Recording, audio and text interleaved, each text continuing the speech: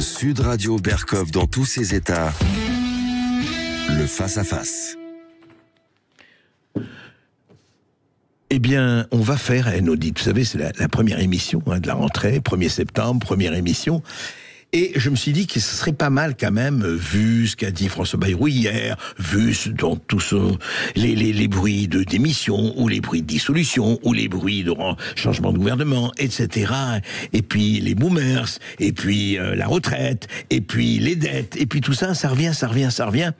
Et puis on s'est dit qu'on serait pas mal de faire un petit audit, même un grand audit, avec quelqu'un que nous aimons beaucoup ici, vous le savez, puisqu'on l'a reçu à plusieurs reprises, qui est Marc Toiti. Bonjour Marc. Merci, bonjour cher André, moi aussi je vous aime beaucoup. Et c'est toujours un plaisir d'être là. Eh bien écoutez, c'est un plaisir, vous le savez, partagé. Donc je rappelle que vous avez votre chaîne Marc Toiti TV, c'est ça, Marc Toiti TV. Et vous êtes expert à eToro. Voilà, oui, voilà. eToro, c'est bien, eToro, ça me plaît, parce que c'est la corrida aussi. La corrida, voilà. Il y a une sacrée corrida économique en ce moment. Ça c'est clair, on est en plein dedans, Alors justement, on va commencer par quelque chose que notre révérend, révéré Premier ministre François Bayrou a dit pas plus tard qu'il y a que hier soir, justement, il était confronté avec un certain nombre de journalistes et il a dit ceci, François Bayrou. On va commencer par ça, Marc Toiti, parce que ça donne bien le ton. Écoutez. Votre formule laisse entendre que c'est les gouvernements qui dépensent l'argent. C'est pas vrai? C'est l'État, là. C'est l'État. Non. Ici, c'est l'État, oui. Non. Ce sont les Français à qui on a mis à disposition pour les retraites une immense somme. Et vous savez que j'ai déployé des trésors de je sais pas quoi, d'ingéniosité pour que ce chiffre apparaisse. Les retraites, ça coûte à l'État entre 40 et 50 milliards par an. Deuxièmement, pour la Sécu. Il dévide évidemment tout ça. Alors, là, c'est complètement scandaleux. Oui, j'ai ramené mon t-shirt. Vous savez que j'ai sorti là, effectivement pour. Maintenant, c'est moi qui suis en cravate et vous et en t-shirt. Là, on a fait l'inverse. On a fait l'inverse. France, ce n'est pas sérieux. Non, franchement, ce qu'on entend là, c'est pas sérieux. Parce que ce qu'il dit, Marc, dans ce il dit. Alors on lui dit, c'est le gouvernement qui dépense pas du tout. Alors c'est l'État, pas du tout. Ouais. C'est les Français. Non, mais c'est incroyable. Non, c'est incroyable. Non, franchement, c'est très grave. C'est très grave parce que, encore une fois, qu'est-ce qui a le plus augmenté ces dernières années dans la dépense publique? C'est même pas les dépenses sociales, ce sont les dépenses de fonctionnement.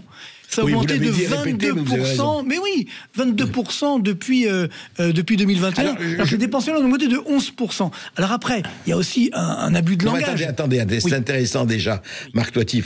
Que veut dire exactement pour nous les dépenses de fonctionnement? Les dépenses de fonctionnement, ce sont les dépenses donc de salaire et les dépenses de frais divers et variés. Les frais de bouche, les frais de fonctionnement au sens large, les fameux bureaux, les fauteuils, vous savez, vous avez entendu parler de tout ça.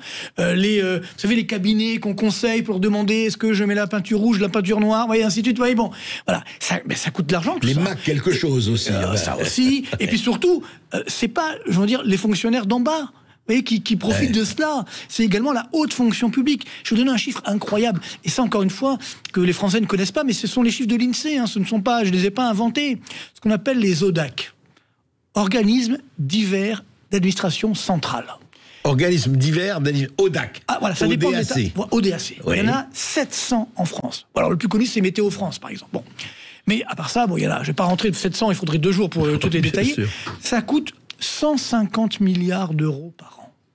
150 milliards d'euros par an. Donc là, alors je dis pas qu'on doit tous les supprimer. Non, mais ils servent, il n'y a pas des doublons. Il y a une grande partie, il y a des doublons, il y a énormément d'organismes qui ne servent à rien, qui n'ont qu'une production économique, aucune production de richesse.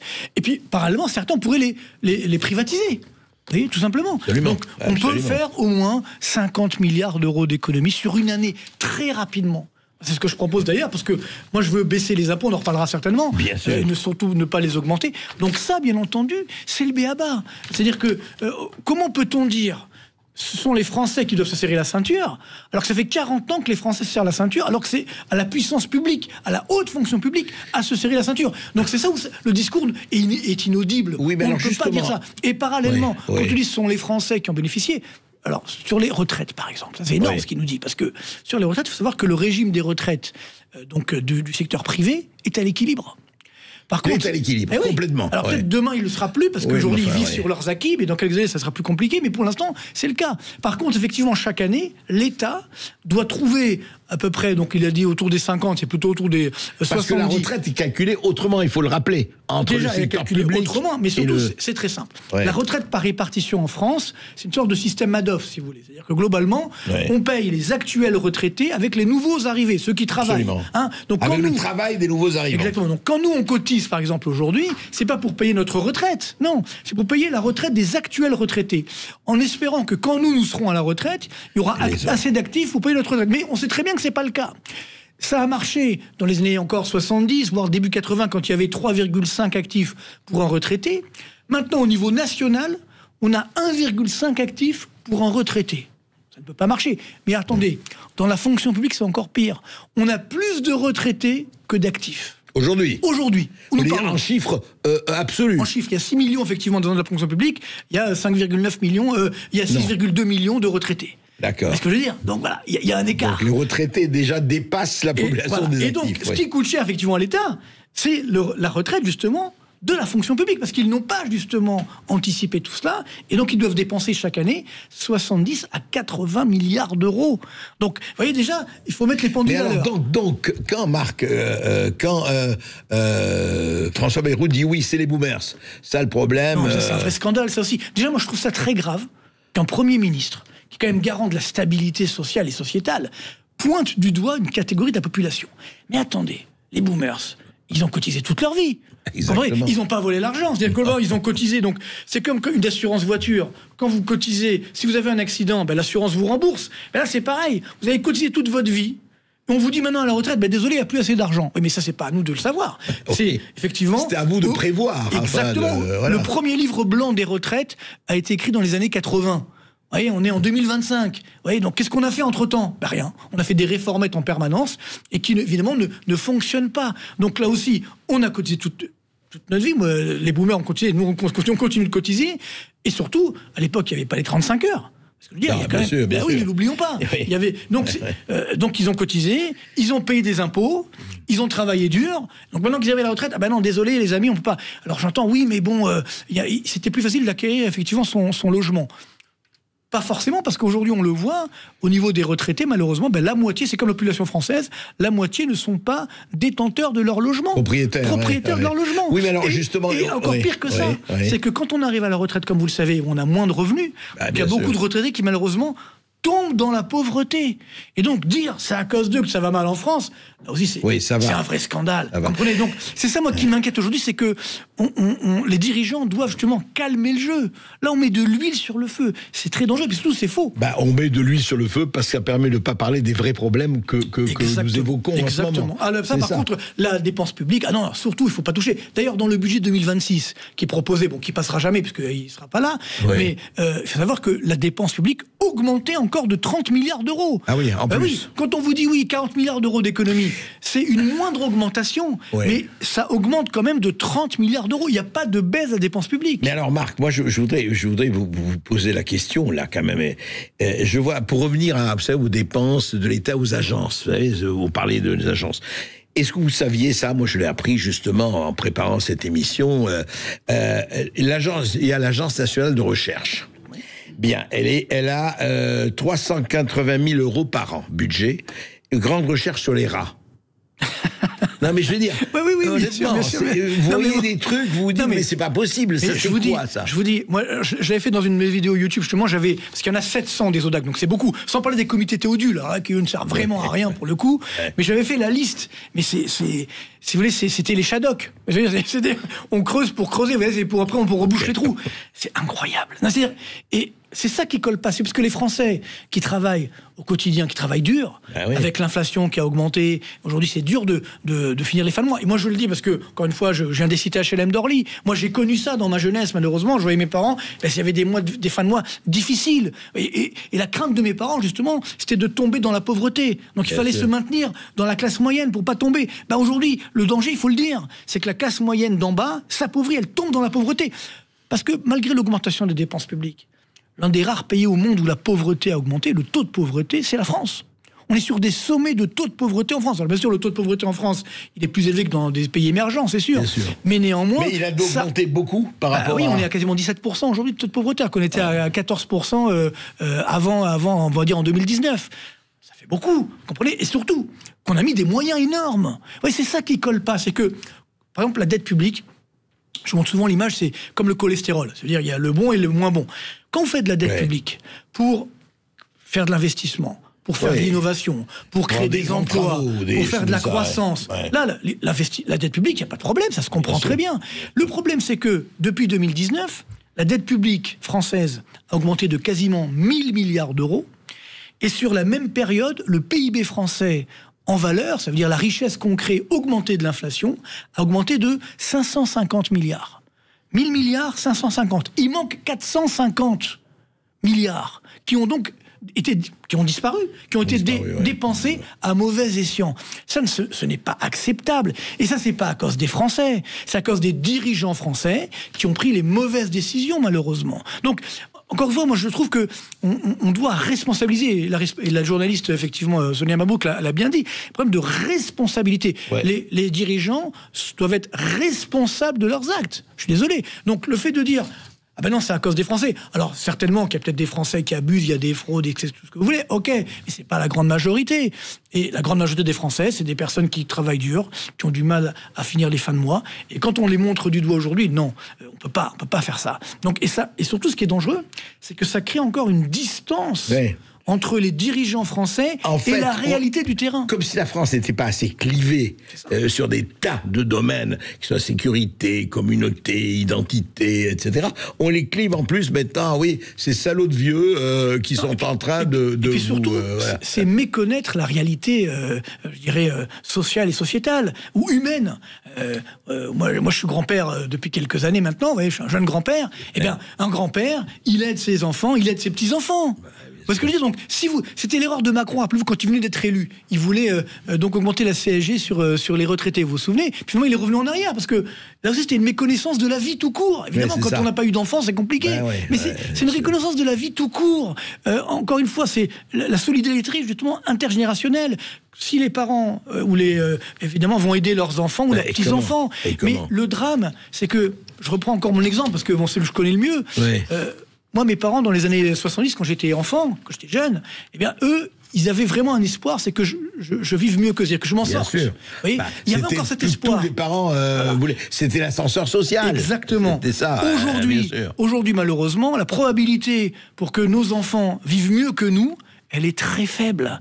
Donc c'est ça, d'un point de vue sociétal, c'est extrêmement dangereux. Ça veut dire que on n'a pas de perspective. Et quand effectivement on montre du doigt les retraités, alors je dis pas qu'il y en a qui abusent pas. Et puis ça aussi on me dit oui, mais ce qu'a dit Monsieur Bayrou, il dit oui, ils veulent pas comment il dit ça? Oui, ils veulent pas être solidaires. Mais pour qui se prend? Évidemment qu'ils veulent être solidaires. Enfin, j'espère en tout cas. Ils le sont déjà. L'argent, encore une fois, de l'épargne, il a déjà été taxé. Vous savez, quand on a notre revenu, on est taxé. Après, on consomme, on est taxé. Et ce qui reste, on épargne. S'il nous en reste, on est encore taxé. Donc, et on a l'impression de dire, non, il faut encore créer une nouvelle taxe sur le patrimoine des retraités. Mais encore heureux qu'ils ont réussi toute leur vie à épargner un petit peu. Tant mieux pour eux, j'ai envie de dire. Et peut-être pour aussi leurs très vieux jours, où là, il n'y aura pas forcément les aides qu'on peut imaginer. Vous voyez, donc... Et encore une fois, moi, justement, Marc, faisons un peu, parce que c'est très intéressant. D'un côté, il y a Bayrou, les Baumers. D'un autre côté, il y a un certain nombre de gens, et peut-être vrai, justement, parce qu'on regarde ça, on voit les chiffres de la dette, on les connaît, 3 000 milliards, enfin, 3 000 bientôt 3 500 milliards. Voilà, 3 500 milliards, c'est pas mal.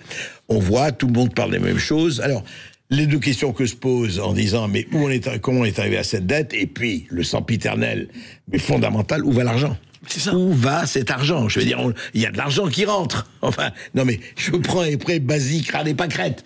Où il va cet argent? Et par exemple, je donne un exemple, c'est très intéressant. Vous savez qu'on a gelé les avoirs russes en France après la guerre à Ukraine, alors que d'autres ont fait, bien sûr. Et c'était 71 milliards d'euros. Aujourd'hui, c'est il y a 2 ans. Hein. Aujourd'hui, Marc, je ne sais pas si vous avez des lumières là-dessus, on nous dit qu'il reste 25 milliards, 45 milliards auraient disparu. J'ai vu ça, mais ça, on n'a pas les chiffres. On n'a pas les chiffres. On n'a pas de chiffres, c'est hallucinant. C'est il y a des tas de choses comme ça, mais où ça va? C'est comme je vais vous dire. Aujourd'hui, on a 54% de notre dette qui est détenue par des étrangers, par des non-résidents. Il y a encore 54%. 54%. C'est énorme. Vous savez dont on ne connaît pas l'identité. Alors voilà, c'est ce que j'allais vous dire. Il faut savoir que, par exemple, on est l'un des pays au monde où il y a où c'est la part la plus élevée. Par exemple, l'Italie, c'est 22% qui détiennent 22%. Les étrangers qui détiennent leur dette. Oui, bon. Nous, 54, l'un des niveaux les plus élevés du monde. Voilà, attendez, l'Italie, c'est 18% d'étrangers qui détiennent la dette. 20% à peu près, 20%, et nous, 54%. Ah oui, c'est pas pareil. Ah bah oui, ça change tout. Ah, c'est pas du tout pareil. Pareil, les Américains, c'est pareil, c'est 20%. Parce qu'on dit, oui, les Américains, si les Chinois vendent leur dette, ils vont s'effondrer. C'est que 20% de leur dette qui est détenue par des étrangers. Nous, c'est 54. Et alors, écoutez, ce qui est fou, c'est que, moi, justement, il y a quelques années, on avait la répartition des nationalités. Et depuis quelques années, comme par hasard, c'est impossible à trouver. Bon, moi, j'ai demandé à la Banque de France, je dis voilà, donnez-nous. Mais ils l'ont pas, même la Banque de France. Il paraît qu'ils l'ont à Bercy. Il y a une cellule de Bercy qui l'a. C'est évident que quelqu'un l'a, c'est évident. Mais on ne communique pas, on ne veut pas nous. C'est fabuleux. C'est louche. Vive la transparence. Ah ben non, mais c'est louche. Eh bien, écoutez, dans l'émission Les Endettés parlent aux endettés, on va continuer de vous parler avec Marc Toiti et c'est toujours absolument passionnant. À tout de suite. Et nous sommes toujours et plus que jamais avec Marc Toiti, avec l'économiste Marc Toiti, et on essaye de faire, enfin d'esquisser en tout cas, une espèce d'audit de cette France où on parle de tout, sauf de l'essentiel. Et l'essentiel, c'est où va l'argent. Je veux dire, de façon aussi claire, je dis un chiffre comme ça à vérifier, à vérifier. Mais vous savez, toute l'Europe, l'Amérique a gelé les avoirs russes au moment de l'invasion russe en Ukraine, donc en 2022. Il y en avait pour 71 milliards d'euros en France d'avoirs russes qui ont été gelés.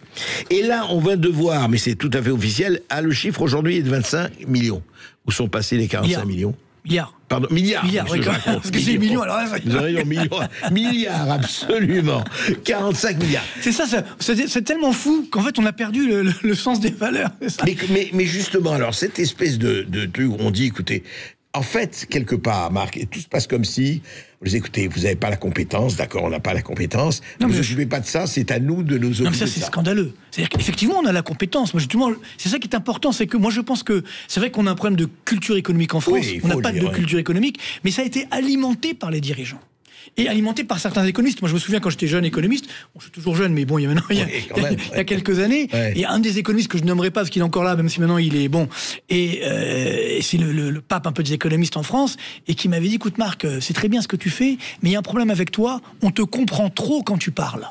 Puis tu comprends? Ouais, nous on est des experts, tu dois mettre une distance avec les gens. C'est ces personnes. Je lui dis, mais écoute, t'as rien compris. C'est ces personnes-là qui cassent justement, qui veulent pas que la culture se développe. Et pareil pour les politiques, parce que si les Français sont au courant, eh bien évidemment ils vont pas se laisser faire. Et là, c'est en train de changer. Justement, grâce à ma chaîne YouTube, grâce à vous également André, grâce à tous ceux qui parlent de plus en plus d'économie, eh bien on commence à comprendre. Et donc ils peuvent plus nous avoir entre guillemets comme par le passé. Mais alors ceux qu'on comprend toujours pas, Marc, c'est où va l'argent? Enfin, je veux dire, il y a comme ça des espèces de pertes. Par exemple, la dette. Jusqu'à présent, ils sont incapables de nous expliquer comment on est passé. Par exemple, ne parlons que de Macron, mais c'est bien avant Macron que ça a commencé, vous le savez.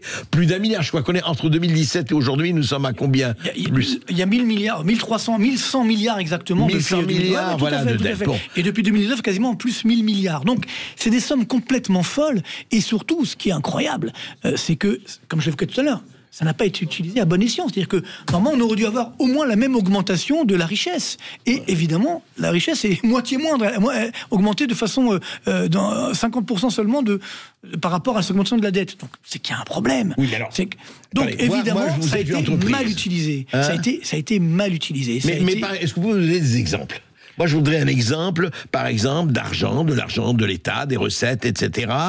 Et c'est parti où ça a été comment mal utilisé? Est-ce que vous avez des exemples? On a bien vu, pendant le coronavirus, par exemple, quand on donnait des aides à tout le monde, par exemple, évidemment, sans regarder si l'entreprise, elle était viable, même si l'entreprise, elle existait déjà. Le quoi qu'il en coûte. On donnait des aides comme ça, n'importe comment, sans regarder. Moi, j'ai été plusieurs fois à Bercy, justement, à l'époque, pour dire non, arrêtez. Et quand, en 2021, on a compris que c'était pas la fin du monde, tant mieux d'ailleurs, j'ai dit, maintenant, il faut arrêter d'augmenter augmenter cette dette.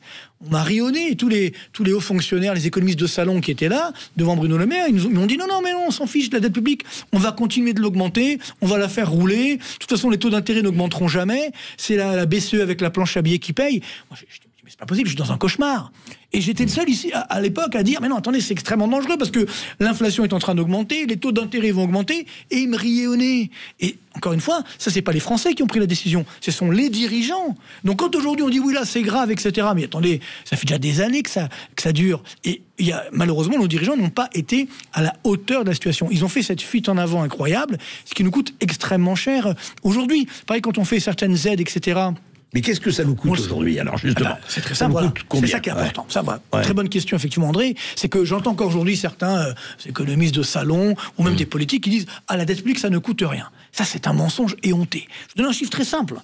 La charge d'intérêt de la dette, ça veut dire ce que nous coûte juste les intérêts de la dette, ça va nous coûter 70 milliards d'euros par an à partir de cette année. 70 milliards d'euros. 70 milliards. 70 milliards. Et attendez. Uniquement les intérêts de la dette. Uniquement les intérêts. Ça se trouve pas sous le sabot d'un cheval, 70 milliards, vous voyez. Et à partir de l'année prochaine ou l'année suivante au plus tard, parce que là, les taux d'intérêt sont en train d'augmenter.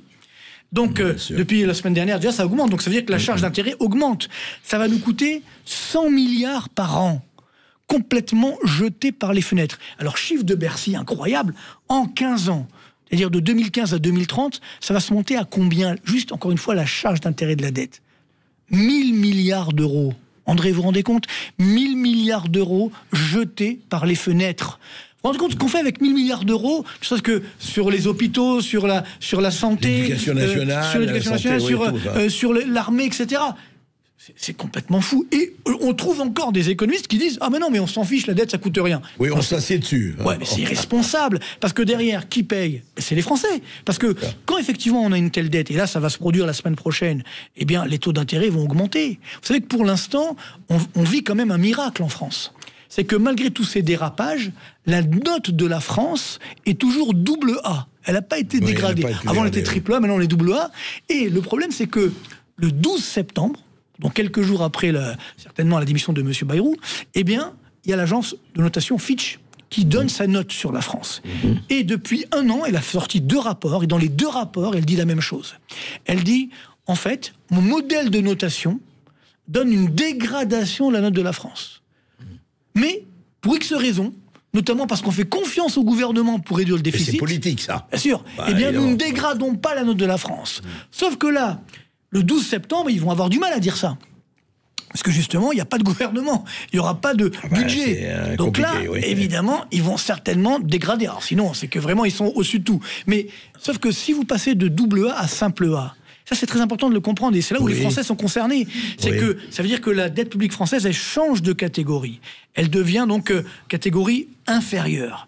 Mais ça veut dire quoi? Et ça veut dire concrètement, ça veut dire que pour beaucoup d'investisseurs, par exemple, les banques, les compagnies d'assurance, elles sont obligées d'acheter du triple A ou du double A. Si vous êtes simple A, vous n'êtes plus dans le cahier des charges. Mais Marc, toi, et donc ça veut dire que, là j'arrive sur les Français, parce que donc ils vont pas acheter cette dette, donc les taux d'intérêt vont augmenter, et quand les taux d'intérêt augmentent, ça veut dire que les taux d'intérêt des crédits que nous payons, les ménages, les entreprises, etc., vont augmenter, ce qui va également casser l'activité économique, faire du chômage, donc c'est les Français qui vont payer encore une fois. Alors je voudrais, là on va en parler, parce que est-ce qu'on va arriver au FMI? Est-ce qu'on va arriver à la Grèce? Est-ce qu'on va arriver, parce qu'on entend des tas de bruits, je voudrais vraiment en parler parce que c'est les rumeurs, mais ce sont les rumeurs intéressantes. Vous savez, vous allez à votre banque va vous bloquer votre compte. Vous allez, on entend ça m'intéresse aussi, votre réaction et votre Jean-Marc Toiti. On dit oui d'accord, attendez, je vais à ma banque, je sais, mais mettons, j'ai 50 000 euros à la banque, c'est déjà énorme. Mais bon, je veux prendre 5 000 euros. Il vous dit mais pourquoi?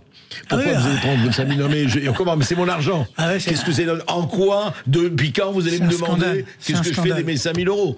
C'est dingue. On en parle tout de suite après cette petite pause. À tout de suite. Sud Radio, Berkov dans tous ses états. Eh bien, nous sommes toujours avec Marc Toiti. Nous faisons un audit de la France et ça vaut le coup de l'écouter, vraiment, avec ce qui se passe. Je crois que nous avons un auditeur. Oui, on accueille Jean-Pierre de Clermont-Ferrand. Oui, bonjour Jean-Pierre. Bonjour Jean-Pierre. Oui, bonjour. Bonjour les amis de Sud Radio, bonjour à Monsieur Toiti. Moi je voulais vous raconter une histoire parce que Monsieur Toiti disait que les retraites de l'État nous coûtaient déjà 50 milliards. Mais il n'y a rien d'étonnant. Je vous cite le cas. Moi j'ai de la famille qui travaillait à la Banque de France. Et je connais une personne qui a travaillé en tout, entre l'embauche et son départ à la retraite, a travaillé 24 ans. 3 enfants, donc majoration de la retraite, etc. Mais il faut savoir que les avantages de la Banque de France n'étaient pas du tout celles des entreprises d'aujourd'hui, y compris dans la fonction publique. Mais il y en a d'autres comme ça. Je prends l'exemple de la Banque de France parce que je connais. Et donc, cette personne est partie à 24-25 ans d'activité, pleine retraite, et à cette époque-là, par la suite, ma sœur est rentrée aussi à la Banque de France. Elle a travaillé beaucoup plus longtemps que cette personne, et elle gagnait moins que celle qui est partie à la retraite à 24 ans d'activité. Vous voyez, ça a changé, donc, et donc ça s'est passé aussi dans les années fin 80, par exemple. Moi, j'ai connu des gens qui sont partis à 50 ans à la retraite. On les a mis d'office à la retraite à 50 ans pour des besoins de service et d'organisation. Et donc ça coûte de l'argent à l'État, mais personne n'en parle.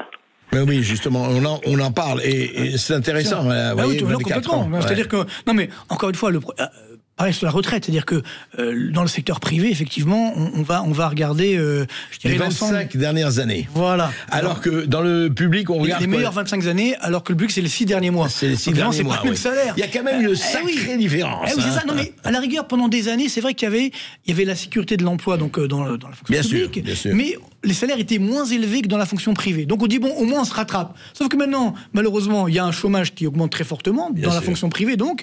Mais par contre, les salaires sont quasiment identiques entre la fonction privée et la fonction publique. Donc finalement, on n'a plus les avantages qu'il y avait ensuite, et idem sur la retraite. Moi, j'ai beaucoup de témoignages, justement, qui me montrent qu'effectivement, arrivé à la retraite, il y a une telle baisse de niveau de revenus que des personnes n'ont plus les moyens, justement, de manger normalement, comme ils veulent, etc. Ça, c'est quand même très dangereux. Mais je voudrais justement revenir, Marc Toiti, à cette histoire, quand même, des banques. On en parle, vous savez, il y a toutes les rumeurs qu'il y a depuis, et qui ne sont pas nouvelles, hein. Je parle même pas on verra les notes, vous dites, les notes des agences de notation, les fiches et autres. On verra, on dit la France va devenir la Grèce, le FMI, mais il y a quelque chose qui me frappe beaucoup, et en ce moment j'ai beaucoup de personnes que je connais, c'est que, voilà, un truc de base, vous allez dans une banque, vous savez très bien l'argent que vous avez dans la banque, hein, il dort, il dort ou il dort pas, comme disait notre auditeur. Eh bien, il demande 5 000 euros, on lui dit, mais c'est pourquoi, monsieur ?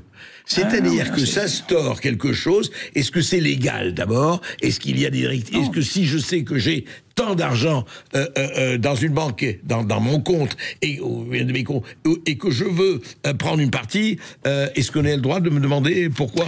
Normalement non, encore une fois, parce que l'argent, sauf si effectivement il y a des dépôts en espèces, etc. Il y a de l'argent un petit peu bizarre, si vous voulez.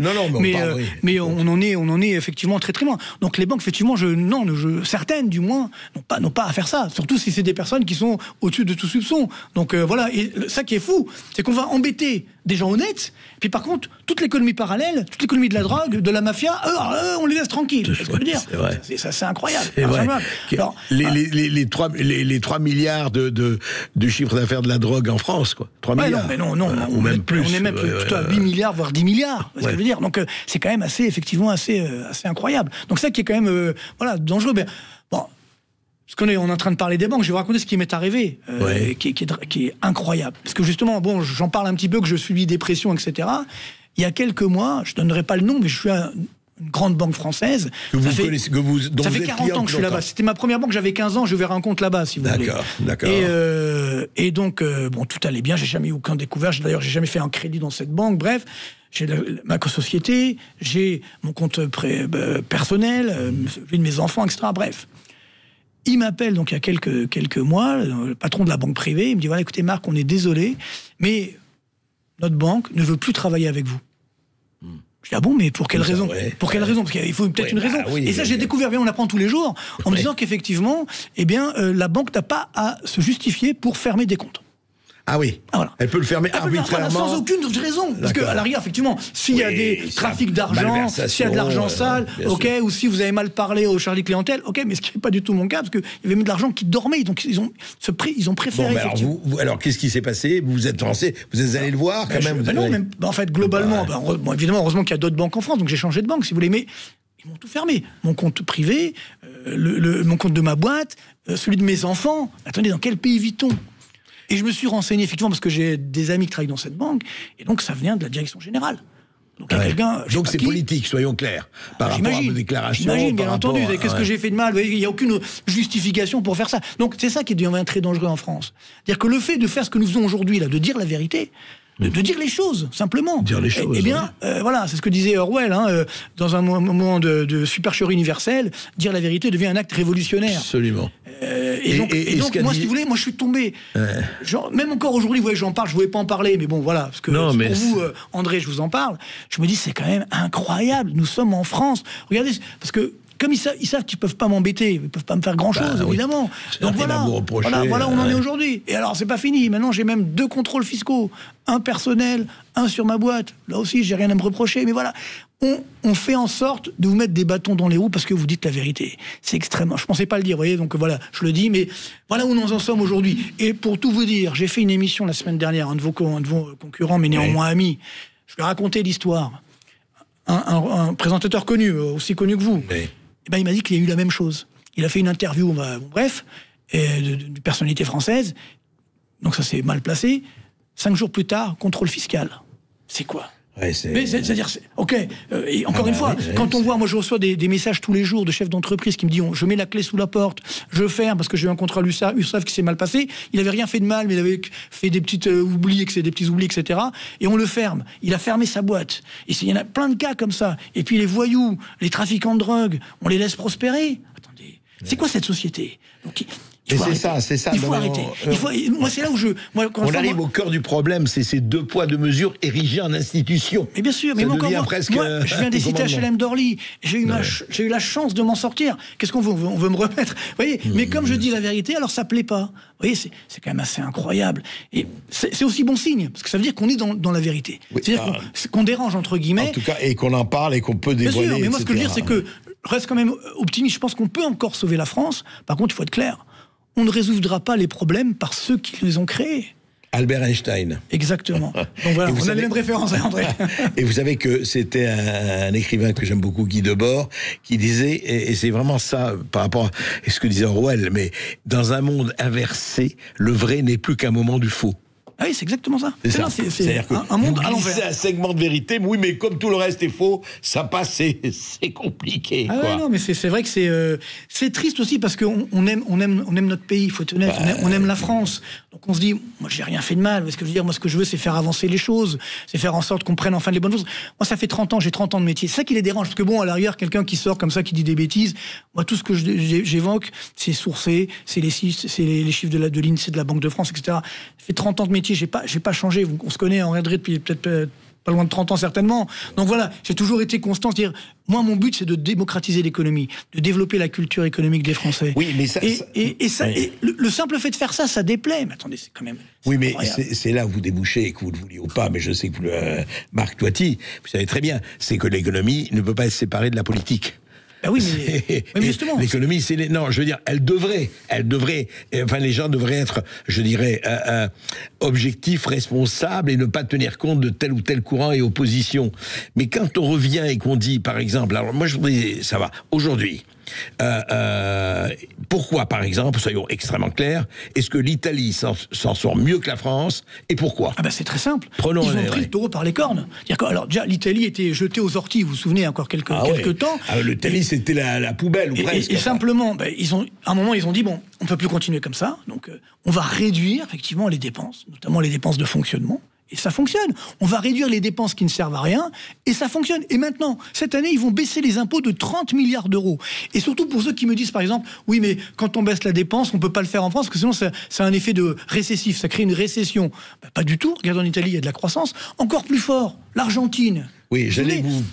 L'Argentine ça m'amuse parce que avant que Milei soit élu, certains économistes dans le monde avaient fait une pétition, y compris un économiste français qui s'appelle Piketty, qui est économiste de salon comme ça, qui eux ils disent qu'il faut encore augmenter les dépenses, faut encore augmenter la dette, ça coûte rien. Bon, je sais pas comment ils peuvent dire des trucs pareils, mais bon, admettons, il avait signé avec d'autres, ils étaient 100 quand même. Il dit voilà, si Milei est élu, l'Argentine va s'effondrer, elle redémarrera jamais. Que voit-on aujourd'hui? 7% de croissance en Argentine. Pourtant, il a baissé les dépenses publiques, mais il a... l'inflation qui a diminué. Mais surtout, il a restauré la confiance. Vous savez, l'économie... Mais alors comment? Alors, on n'est pas que l'Italie ou l'Argentine. Comment? Concrètement, ils ont fait quoi? L'économie, c'est de la confiance. C'est-à-dire qu'il faut un moment que les dirigeants prennent les bonnes décisions et appliquent ce qu'ils ont promis. Alors, qu'est-ce qu'ils ont fait? Je l'ai évoqué ici. Oui. Pour moi, aujourd'hui, il faut faire ce que j'appelle en France une thérapie de choc bienveillante. Ça veut dire, d'abord, il faut commencer par baisser les impôts. Nous sommes numéro 1 du monde des impôts. Il n'y a pas un pays qui paye plus d'impôts que nous par rapport à notre richesse. Donc il faut réduire. Par exemple, la CSG, qui était un impôt temporaire, enfin pas temporaire, mais qui était à la base à 1%. C'est la CRDS qui était temporaire. Et là aussi, ça continue. Donc la CSG était à 1% créée en 1991 par Michel Rocard. Et maintenant, on est à 9%. 17,2% sur l'épargne. Vous vous rendez compte, la folie. Donc moi, je dis aujourd'hui, il faut réduire cette CSG de 30 milliards d'euros. Comme ça, tous les Français, parce que tout le monde paye la CSG, tous les Français verront qu'on fait quelque chose pour eux, qu'on les aide. Et là, on va restaurer la confiance. On ne pourra pas dire, oui, le gouvernement se sucre. Non, il fait tout pour effectivement restaurer la confiance. Et dans le même temps, parce que si je baisse mes recettes, évidemment, ça génère une explosion du déficit, il faut réduire les dépenses. Et notamment les dépenses de fonctionnement, là aussi d'au moins 50 milliards d'euros. Et encore une fois, tout le monde l'a fait. Oui, mais je veux vous dire, qui serait le Javier Milei en France? Je parle même pas de... Pour l'instant, il n'existe pas. Non, mais qui ferait afuera. Il a réduit les ministères, il a réduit les agences publiques, etc. Il a réduit tout ça. Il a fait que ça suffit, les gars. Mais ça suffit. Non, mais vous avez 570 000, je dirais, élus en France, au sens large, on va dire. Donc, 570 000 élus. 570 000, au sens large. C'est-à-dire la fonction, vous voyez, c'est pas mal. 570 000, c'est pas rien. Et alors, je dis pas qu'il faut tous les supprimer, mais bon, il faut... Non, mais ça fait des électeurs avec leur famille et tout ça. Oui, mais bon, attendez. Mais derrière, il y a des dépenses. Il y a des dépenses de fonctionnement. Même s'ils ne sont pas tous payés, mais il y a quand même des dépenses de fonctionnement derrière. Vous voyez, ça coûte là aussi cher. Quand on voit, par exemple, le millefeuille administratif, ça coûte 10 milliards d'euros par an. 10 milliards. C'est un truc facile à faire, ça, c'est un millefeuille. On a les mêmes dépenses au même strat du millefeuille. Il faut arrêter, vous comprenez. Donc, faut être sérieux. Le problème, c'est que nous ne sommes pas sérieux. Et ce qu'on aime faire en France, c'est trouver des boucs émissaires.